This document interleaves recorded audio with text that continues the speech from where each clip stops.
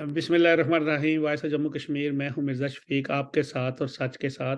और मेरे साथ हैं सच के मेहमान सैयद मुशर्रफ गिलानी मुज़फ़्फ़राबाद से। आप सब हज़रात जानते हैं वो एक सियासी, समाजी और पीएनपी के मरकज़ी रहनुमाओं में से थे, तालिब इल्म रहनुमा भी हैं।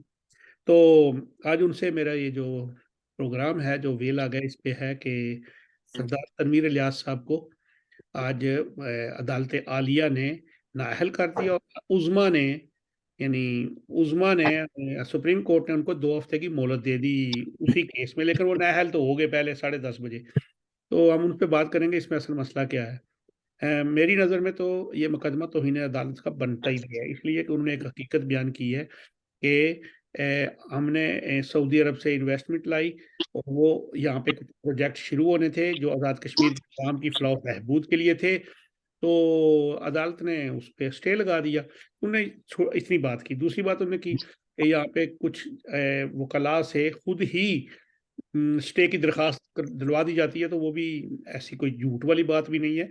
अगर इतना ही तेज़ इंसाफ़ होता, तो मुज़फ़्फ़राबाद का हमारा एक बच्चा है, वो क्या नाम है, अली शमरेज़, उसके ऊपर झूठी एफआईआर हुई है, कोई ये हाई या सुप्रीम कोर्ट क्यों नहीं एक्शन लेता? हालाँकि वो बंदा उधर था ही नहीं, तो उसके खिलाफ एफआईआर काट दी जाती है इसलिए कि वो एक तालिब इल्म रहनुमा है या कौम परस्त बना हुआ है, कौम परस्त है, तो उसको आप उधर कोई नोटिस नहीं लेता।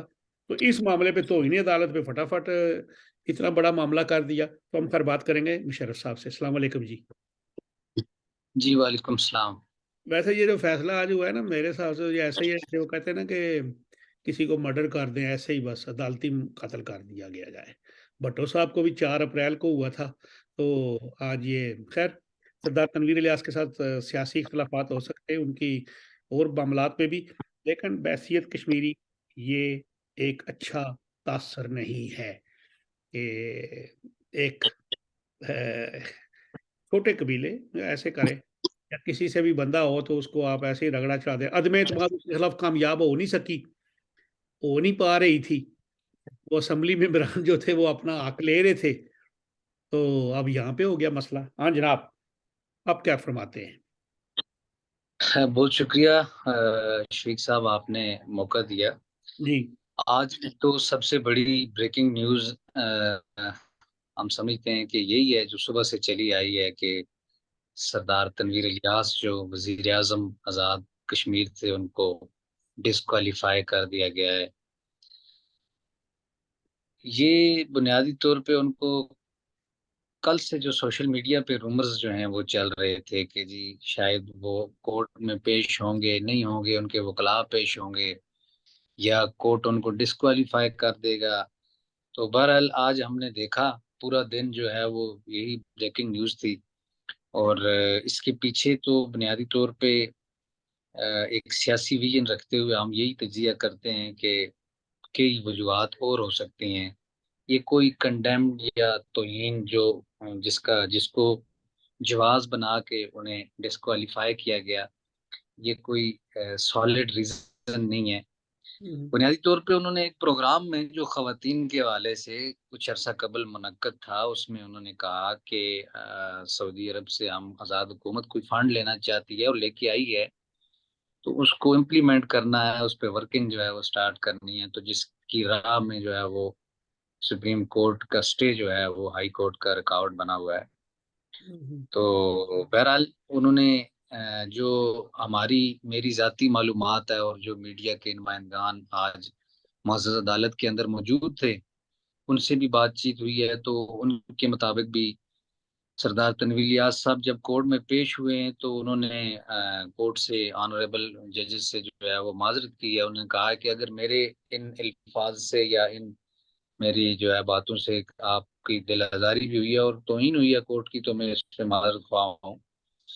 तो राउंड अबाउट उन्होंने कोई 3 मर्तबा जो है वो माज़रत का कोर्ट में ज़बानी जो है वो की, लेकिन कोर्ट ने जो है बिल्कुल एकतरफ़ा फ़ैसला सुनाते हुए उन्हें डिस्क्वालीफ़ाई किया और डी-सीट करने का भी नोटिफ़िकेशन जो है वो उन्होंने किया।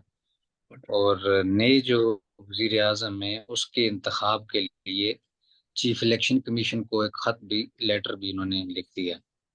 हुँ।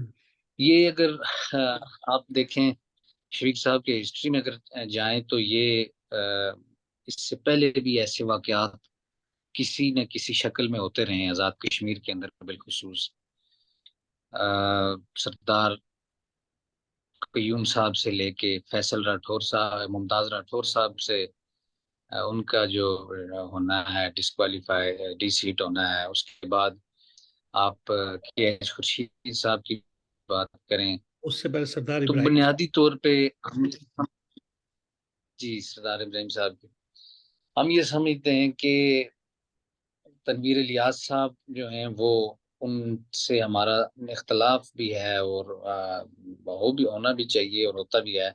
इंसान का अगर कोई ज़ाती फ़ैल है या किसी की कोई ज़ाती जो है वो ऐब है तो वो उसका और उसके रब के दरमियान होता है। लेकिन तनवीर इलियास साहब जो हैं उन्होंने इस आज़ाद कश्मीर के वो चीफ एग्जीक्यूटिव के ओहदे पे थे और वो एक सो कॉल्ड मैंडेट लेके वहां पे पहुंचे थे। वो जिस तरह भी उन्होंने मैनेज किया, हुकूमत में आए, पैराशूट से आए या जिस तरह भी आए, वो एक डिफरेंट चीज है। लेकिन इस वक्त जो वो पब्लिक ऑफिस होल्डर होने के साथ साथ वो एक अवामी मैंडेट को भी अपने साथ कैरी करते थे। लेकिन ये है कि इसको बिल्कुल जो हमारी सो कॉल्ड पार्लियामेंट है, आज़ाद कश्मीर की जो असेंबली है, आज उसका भी लोगों को अंदाज़ा हो चुका है कि वो कितनी बाइख्तियार है या उसका जो उसके मेंबरान हैं वो कितने बाइख्तियार हैं।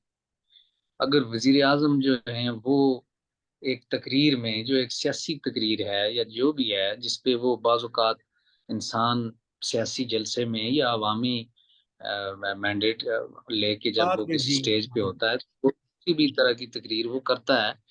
अगर उन्होंने फिर भी जो है वो अखलाकन इस चीज़ का इजहार किया कि अगर दिल आज़ारी हुई है तो माजरत के लिए तैयार हैं, लेकिन उनकी एक भी नहीं सुनी गई।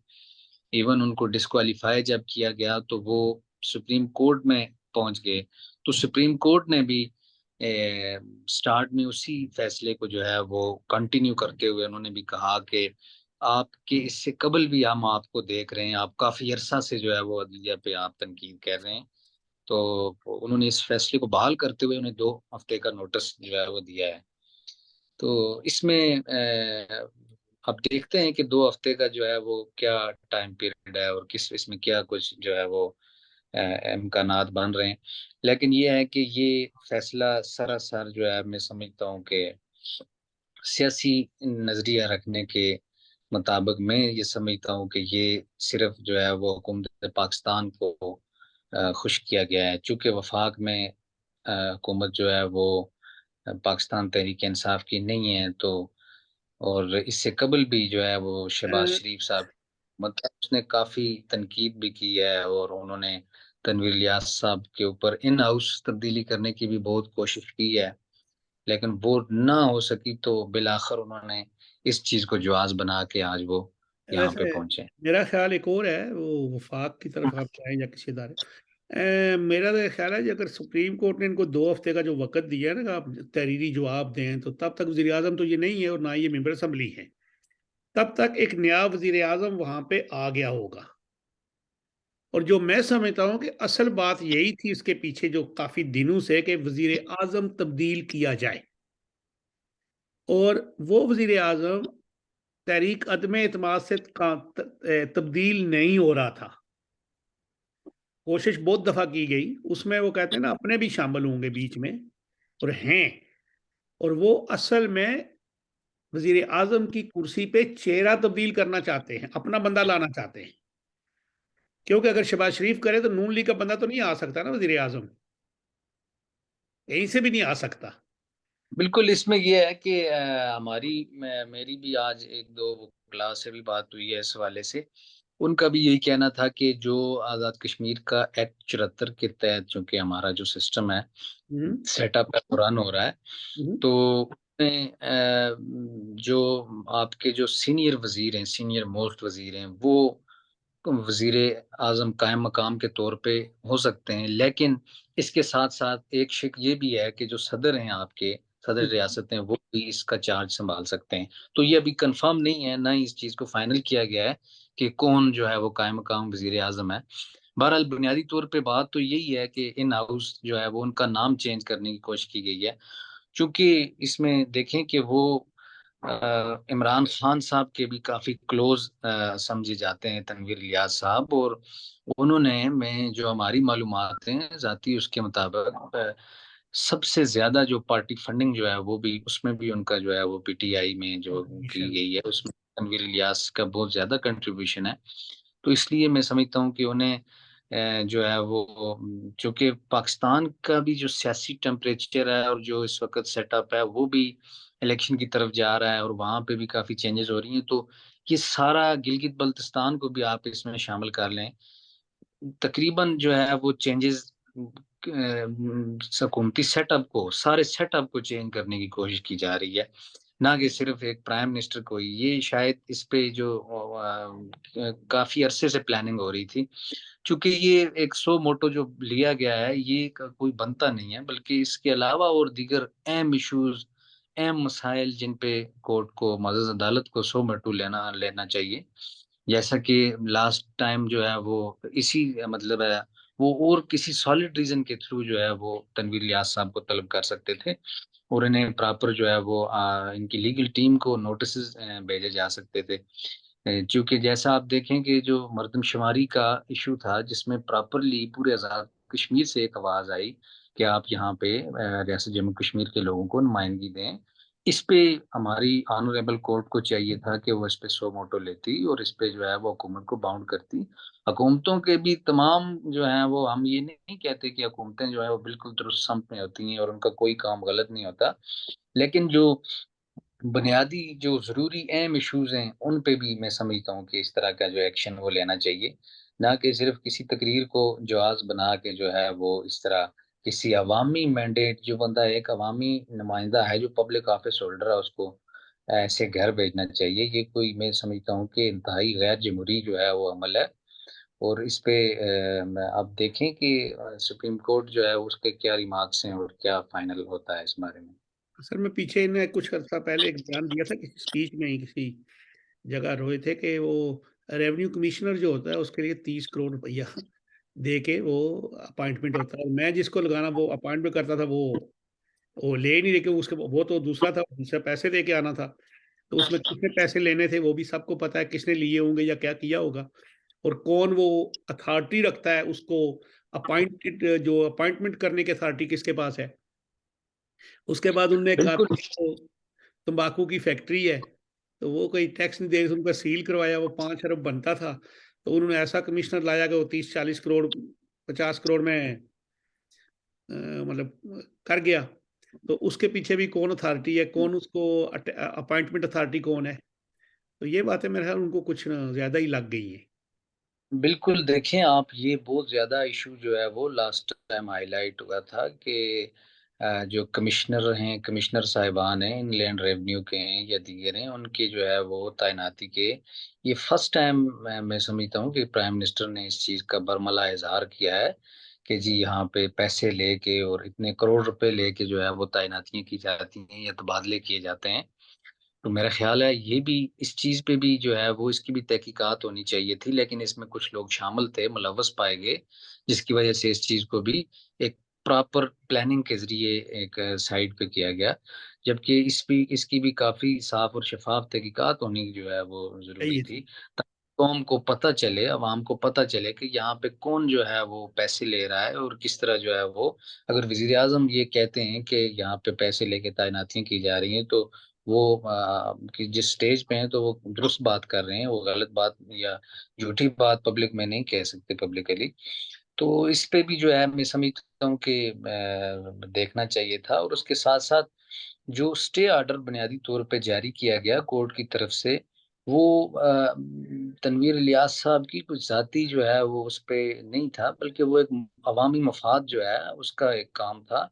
मफ़ाद आमा पे एक ऑलरेडी जो है वो कोर्ट का फैसला मौजूद है जिसके मुताबिक ये है कि कोई भी कोर्ट जो है वो मफ़ाद आमा के किसी भी प्रोजेक्ट पे स्टे नहीं दे सकती। नहीं दे सकता। तो इस पे मतलब है ऑलरेडी अगर स्टे चल रहा था तो तनवीर इलियास साहब ने इसका इज़हार जो है वो किया तो इस पे उन्हें आज ये चीज़ फेस करनी पड़ी। मैं समझता हूँ कि तरक्की जो तामीर और तरक्की के मामलात हैं और दीगर कोई भी इशू है तो उसको तो आप सॉलिड रीज़न बना के इस तरह कर सकते हैं। लेकिन जो तामीर और तरक्की का मामला है उस पे जो है कोर्ट इस तरह का फैसला जो है हम गैर जमहूरी अमल समझते हैं इसको।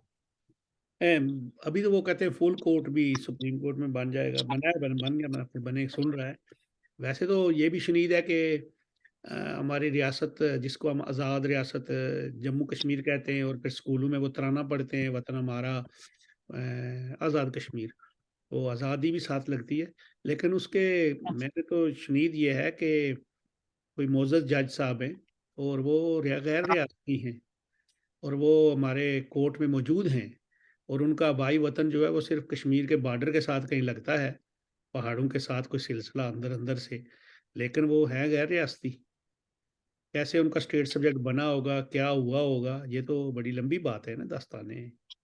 बिल्कुल, इसमें देखें ये तो जो मैं समझता हूँ कि 49 से ऑनवर्ड जो है या आप कह लें 74 से ऑनवर्ड एक प्रॉपर साजिश के ज़रिए आज़ाद कश्मीर के अंदर गैर रियासतियों को डोमिसाइल स्टेट सब्जेक्ट्स जो हैं वो जारी किए गए और उन्हें यहाँ का बाशिंदा रियासत बनाया गया। जबकि इसकी मैं समझता हूँ कि इंतहाई साफ और शफाफ तहकीकात होनी चाहिए और कई मर्तबा बारहा मर्तबा जो है वो ना सिर्फ नेशनलिस्टों ने बल्कि आम लोगों ने भी इसका मुतालबा किया पकड़े भी गए कि आप लोग जी, पकड़े भी गए इस मामले तो, में तो जल्दी। ऑफिशियली ऑफिस होल्डर जो पब्लिक ऑफिस होल्डर थे जो सरकारी जॉब करके इवन के जो पेंशन लेके रिटायर हो चुके थे आफ्टर दैट उनका पता चला कि वो रियासत के शहरी नहीं है। इस हद तक अगर जो है वो यहाँ पे मैं समझता हूँ कि लूट सेल जारी है तो इसका तो अल्लाह ही हाफ़िज़ है। तो ये तो बहुत अच्छी जो है वो बातें करते हैं जो लोग आउट ऑफ कंट्री हैं या जो तज़िया देते हैं रियासत के बारे में कि यहाँ पे इसको सिर्फ़ जो है वो एक आप चरागाह समझ लें पाकिस्तान के लैंड ऑफ़िसरान की और दीगर जो है वो जो ब्यूरोक्रेट्स हैं। जो बुनियादी तौर पे तनवीर लियाज़ साहब की तो तमाम ब्यूरोक्रेसी से जो है वो उनकी इनके इख्तिलाफ़ात जो हैं वो शुरू से ही नज़र आए हैं। जिसमें कई मर्तबा वो ब्यूरोक्रेसी से हम कलाम होते हुए आपे से बाहर भी दिखाई दिए।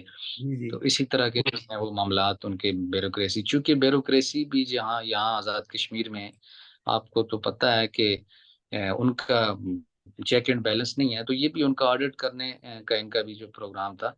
लेकिन ये है कि इसको एक साज़िश के ज़रिए मैं समझता हूँ कि ये भी इसमें एक बहुत बड़ी वजह हो सकती है कि इनको जो है नाइल किया जाए और इनको 2 साल के लिए डिस्क्वालीफाई किया जाए। अच्छा, 2 साल के लिए डिस्क्वालीफाइड किया है? जी, इनको हमारी इत्तलात के मुताबिक 2 साल के लिए डिस्क्वालीफाई नहीं, किया गया अगली है। इस असेंबली की जब मुद्दत पूरी होगी जी, तो फिर खत्म हो जाएगी। जी। फिर ये लड़ तो स उसके 2021 में इलेक्शन हुए, 2025 में इसके होने हैं अगले, तो अगले जी, जी। इलेक्शन में ये फिर हिस्सा ले सकते हैं। तो फिर मैंने इसीलिए अर्ज किया ना कि असल मकसद ये था कि वजीर आजम की चेयर से ये चेहरा उठा के दूसरा चेहरा लाना।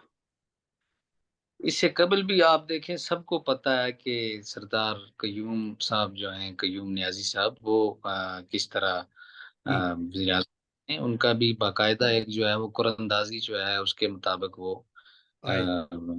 कश्मीर के अंदर वज़ीर-ए-आज़म बने। तो ये अब बिल्कुल एक नया चेहरा लाया जाएगा जो कि मतलब है किसी और जिसको कोई और ख़ास काम सौंपा जाएगा। इनसे भी जो है वो आज़ाद कश्मीर की ज़मीनें जो हैं वो लोगों को अलॉट करवाई गई। जो हर ज़िले के अंदर सरकारी जो है अदारे हैं उनको जंगलात हो गया, खालसा हो गया, इस किस्म के जो मामलात के हो गए, कई काम जो है वो इनसे करवा लिए गए और जब जिसमें ये रुकावट बने या जिनकी इन्होंने तहकीकात की बात की, तो उसके मुताबिक हम ये समझते हैं ऐसा हुआ है और ये बिल्कुल एक गैर जमहूरी और मैं समझता हूँ कि गैर अखलाकी अमल है कि जी। आप किसी प्राइम मिनिस्टर को जस्ट एक जुमले पे या उसको एक तकरीर सियासी तकरीर पे आप उसको डिस्क्वालीफाई कर दें और उसको घर भेज दें। ये तो खैर जो भी हुआ, लेकिन अच्छा नहीं हुआ। मैं समझता हूँ कि इसमें एक और आज़ाद कश्मीर के जो देखें उनके भी फॉलोवर्स तो हैं, उनको भी लोग चाहने वाले हैं, उनमें भी एक हल्का इंतखाब है।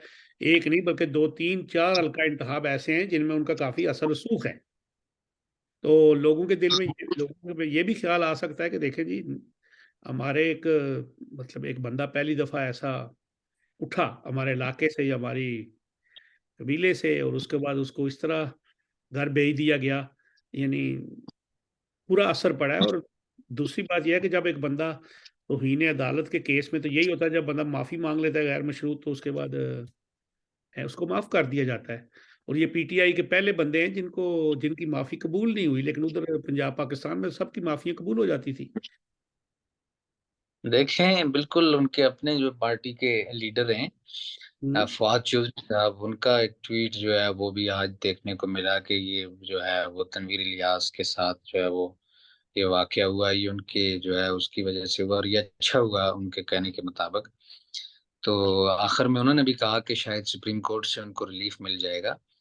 लेकिन मैं ये समझता हूँ कि अदलिया का जो किरदार है वो इंतहाई मुनसिफाना होना चाहिए। वो अदलिया जो है वो कोई भी हो, किसी भी लेवल की हो, उनको अदालत का जो है वो पूरा उनके ऊपर अदल की खास तौर पे ज़िम्मेदारी होती है, और उनको चाहिए होता है कि वो इंसाफ करने की कोशिश करें, ना कि किसी चीज़ को अपने ऊपर पर्सनली उसको जो है वो पर्सनली अटैच जी। करके उस पे करें। जब इंसाफ तो बुनियादी तौर पे यही बनता है कि आप इस पे तो काफ़ी बहस कर सकते हैं कि किस तरह जो है वो उनको, हम तो ये समझते हैं कि जो पॉइंट नोटेड था वो ये था कि उन्होंने जब आपसे माफ़ी माँग ली, तो आपको चाहिए था कि आप भी उनको वार्न कर सकते थे, और आप इसमें मज़ीद जो है वो अपने ऐड करके रिमार्क्स तो उनको प्रॉपर्ली जो है वो वार्न कर सकते थे कि आप इसको तहरीरी भी जमा कराएँ जवाब, कि आपने ये क्यों किया, वज़ाहत दें। लेकिन आप, जब एक बंदा पेश होता है कोर्ट में, तो आप फ़ौरन उसको जो है वो उसकी वहाँ पे उनकी जो है वो क्लिप जो है वो चलाई गई कोर्ट के अंदर, जी, जी। तो तकरीर वाली, तो उसके बाद जो है उनको डायरेक्ट जो है फैसला सुना दिया जाता है। तो ये ये पाकिस्तान के अंदर भी देखें, इससे तो कई चीज़ें मंसूख की गई हैं। लास्ट ईयर जब इमरान खान साहब को डिस्क्वालीफाई किया गया, तो वो भी 10 अप्रैल को मेरा ख्याल है डिस्क्वालीफाई हुए थे, तो आज 11 अप्रैल को इनको डिस्क्वालीफाई कर लिया गया 1 साल बाद। नहीं, तो उनको अभी इस तरह अगर देखा जाए तो काफ़ी चीज़ें जो हैं। डिस्क्वालीफाई कोई भी नहीं हुए वो। उनको जो उस वक़्त 9 अप्रैल को उनको किया था, वो अदम एतमाद के को no of vote of confidence थी, नो कॉन्फिडेंस। जी, बस उनको सीट से हटा दिया गया था हाँ। बुनियादी तौर पे, जो गैर भेज दिया गया था, आप मखसूस अल्फाज में ये भी कह सकते हैं। तो ये भी हम देखें अब लेकिन तो वहाँ पे कम से कम एक वो डेमोक्रेसी थी, वो एक मेंबर असेंबली थे, तो उन्होंने वो जब अदम एतमाद उन्होंने फिर सामना ही नहीं किया अदम एतमाद का, और वो चले गए। बिल्कुल, इसमें यही बात है कि वो एक प्रॉपर जमहूरी अमल था, उसको आप जमहूरी अमल कह सकते हैं, कोई गैर जमहूरी अमल या वो कोई आमरीयती अमल जो है वो नहीं था। नहीं नज़र आता था, जी। तो बुनियादी तौर पे यहाँ पे भी जमहूरी अमल होना चाहिए था। आप मज़हब अदलिया जो हैं वो पार्लियामेंट को, असेंबली को अपना खत भेज सकती थी, नोटिस भेज सकते थे कि आप इनसे जो है वो स्पीकर साहब को वजाहत लें। तो इसमें बुनियादी तौर पे कई सुकम जो है वो छोड़ के मैं समझता हूँ कि ये डायरेक्ट जो फैसला किया गया। लेकिन सरदार अतीक खान साहब ने तो कुछ और कहा। उन्होंने कहा कि उनने खुद अपना कहा, मेरे मुताबिक मेरी मालूमात में, या जैसे भी रहे वज़ीर-ए-आज़म रहे, उनको पता होगा, आइन भी पढ़ा होगा। ये जो आज़ाद कश्मीर का जो एक्ट है, उसके तहत तो तौहीन अदालत का जो है वो बनती नहीं, होती नहीं है। देखिए, अदलिया सो मोटो ले सकती है, ये मतलब ऐसी बात नहीं है। लेकिन ये है कि अब वो तो चूँकि अतीक साहब की आपने बात की, वो तो इनके इत्तेहादी भी हैं, और आप समझ लें कि हुकूमत का हिस्सा हैं वो। तो इसी तरह दीगर जो हमारे लीडरान हैं सियासी तौर पे, उन्होंने भी अपने बयानात दिए हैं मुख्तलिफ किस्म के। फारूक हैदर साहब का भी बयान आया है कि हम अदलिया के फैसले का एहतराम करते हैं, लेकिन अदलिया को जो है वो इस तरह का अदलिया का एहतराम करते हैं, लेकिन ऐसे किसी प्राइम मिनिस्टर को आप घर नहीं नहीं, भेज वो सकते। आपने फरमाया कि सो मोटो ले सकते हैं, सो मोटो लेना है तो वो पुल है हमारा मीरपुर वाला, उसका ले लें, वो बना क्यों नहीं है? वो अगर सो मोटो लेना है तो मुज़फ़्फ़राबाद में जो दरिया खुश्क हो गया, इसका ले लें, मुज़फ़्फ़राबाद में पानी नहीं मिल रहा, ये ले लें। लाक़ानूनियत है, उस पे ले लें, मंशियात फ़रोशी होती है, यूनिवर्सिटी की तलबात को गैर रियासती प्रोफ़ेसर और दूसरे लोग हरासा करते हैं, उस पे ले लें। अली शमरेज़ को नाजायज़ एफ़आईआर में मुलव्वस किया जाता है, उस पे ले लें। ये तो बहुत से मतलब बहुत मैं उनके समझता बनते हैं। हूँ कि बिल्कुल इस तरह जो है वो अदलिया को लेना चाहिए, सो मोटो। इस तरह के बेशुमार इश्यूज हैं आए रोज अदालतों में लोग जो है वो ख्वार होते हैं, लोगों का कोई सुनवाई नहीं हो रही, लोग साल हर साल से इंसाफ के तलबगार हैं। तो मैं समझता हूँ कि कई लोगों के साथ, कई खवातीन के साथ जो है वो आप देखें कि गैंग रेप हुए हैं, उनका जी कोई जी। शो मोटो नहीं जा रहा। नो। इसी तरह हमारे जो तलब इलम रहनुमा हैं अली शमरेज, उनके ऊपर कई बेबुनियाद FIR हैं जिनका दूर दूर से उनके साथ कोई तल्लक नहीं है, उस पर लिया जा सकता है। दीगर अहम इश्यूज पे भी आप ले सकते हैं, लेकिन मैं यही आपसे अर्ज कर रहा हूँ कि इसमें चूंकि जो सियासी लीडरान है या जो मेम्बरान असम्बली है उनके मुख्तलिफ बयान हैं। सरदार अतीक साहब का कुछ और बयान है, फारूक कैदर साहब का कुछ और बयान है, जबकि जो यासीन साहब जो पार्लियामेंट के पीपल्स पार्टी के प्रेसिडेंट है, उन्होंने जो है वो इस फैसले की हमायत की है। तो उन्होंने तो बल्कि उनके समझ लें जाती तनकीद करते हुए कहा कि तकबर जो है वो इंसान को नहीं करना चाहिए और ये वो। तो मैं समझता हूँ कि इस पे तो काफ़ी जो है वो आज़ाद कश्मीर के अंदर अभी तक जो सियासी तौर पे तशवीश का जो है वो इजहार किया जा रहा है हर तरफ से, और इस पे लोगों को भी तफजात हैं। आज उनके जो चाहने वाले थे तनवीर इलियास साहब के, उन्होंने तो हाई कोर्ट के बाहर जो है वो एहतजाज भी रिकॉर्ड करवाया, और इसी तरह मुजफ्फराबाद के अंदर भी दीगर जगहों पे भी एहतजाज किया गया PTI के कारकुनान की तरफ से। तो मैं समझता हूँ कि इस पे अब सुप्रीम कोर्ट को प्रॉपरली इसको डीपली जो है वो देखना चाहिए, और इस पे जो है इनको रिव्यू जो करना चाहिए। मेरा ख्याल है वो रिव्यू यही होगा कि वो 2 हफ्ते के बाद कहेंगे जी ठीक है, मशहूर माफी मांग लेते हैं, तो इनकी वो बहाल हो गई, लेकिन वो वजीर आजम का चेहरा जो है वो तब्दील हो जाएगा। मेरे ख्याल में तो यही नजर आता है। देखें, इसमें ये भी है कि जो हमें हम समझते हैं ये जो हमें इतला मिलती है उसमें ये है कि सुप्रीम कोर्ट भी इस फैसले को कंटिन्यू कर सकता है, क्योंकि आज भी उन्होंने कंटिन्यू किया है। उन्होंने कहा जी बिल्कुल, ये फुल बेंच ने आपको, फुल कोर्ट ने ये फैसला सुनाया है, तो हम आपसे यही कहते हैं कि आप इसको 2 हफ्ते में मजीद जो है इसकी वजाहत कर लें अपने एक्ट की। हम्म। तो बुनियादी तौर पे ये दीगर इस तरह का वाकया चूंकि इससे कबल आज़ाद कश्मीर में जो अदलिया के थ्रू नहीं हुआ, तो जी। इसलिए लोगों को इस पे ज्यादा तावजात हैं और ये ज्यादा जो है वो तशवीश का इजहार कर ये रहे हैं। होना भी नहीं चाहिए ना सर। देखिए, एक बंदा बिल्कुल। 50,000 40,000 वोट लेके आता है, उसके बाद वो 53 लोगों की वो, अच्छा, जो असेंबली में लोग उसकी पार्टी के उनकी नुमाइंदगी करता है, वजीर आजम बनता है। एक एग्जेक्टिव पोस्ट है, एक उसका एक अपने बातें हैं, उसका भी उतना ही दर्जा है जितना chief justice of Azad Kashmir या प्रेसिडेंट का या दूसरे किसी का होगा। हर एक का अपना अपना एक डोमेन है, उस डोमेन के अंदर रह के तो वो अगर मेरा मतलब एक छोटा सा मिसाल है, अगर एक SHO थाने के अंदर रह के वो अपने किसी मुजरम को पकड़े या उसके खिलाफ बात करे या कुछ नहीं कर सकता, तो फिर तो वो SHO है ही नहीं है। उसके इख्तियारात कहीं चले गए और चले गए। उसके इख्तियारात को तो उसी ने यूज करना है ना, वही करता है ना। देखिए बिल्कुल, मैं समझता हूँ कि तनवीर इलियास साहब हों या कोई भी प्राइम मिनिस्टर, आप किसी भी चेहरे की बात करें, तो जब वो प्राइम मिनिस्टर है तो वो चीफ एग्जेक्टिव होता है और वो रियासत को रिप्रेजेंट करता है। लेकिन मैं ये समझता हूँ कि इसमें वफाक का भी काफ़ी इंटरफेरेंस मुझे लग रही है ज़ाती तौर पे, क्योंकि पाकिस्तान के जो हुक्मरान हैं या जो इदारे हैं वो इस चीज़ को नहीं समझते। वो तो यही हमेशा देखना और सुनना पसंद करते हैं कि जो वॉइसेस जो हैं वो उनके हक में उठें, उनकी तारीफ जो है वो करें। तो चूंकि तनवीर इलियास साहब के अलावा कोई भी अगर प्राइम मिनिस्टर अब आज़ाद कश्मीर का है, तो उसकी भी वॉइस जो है, उसकी आवाज़ इंटरनेशनली भी थोड़ा उस पे भी फोकस किया जाता है। गो कि उस पे कोई इफेक्ट नहीं होता, लेकिन सुना जाता है उसको कि ये भी कुछ कहता है।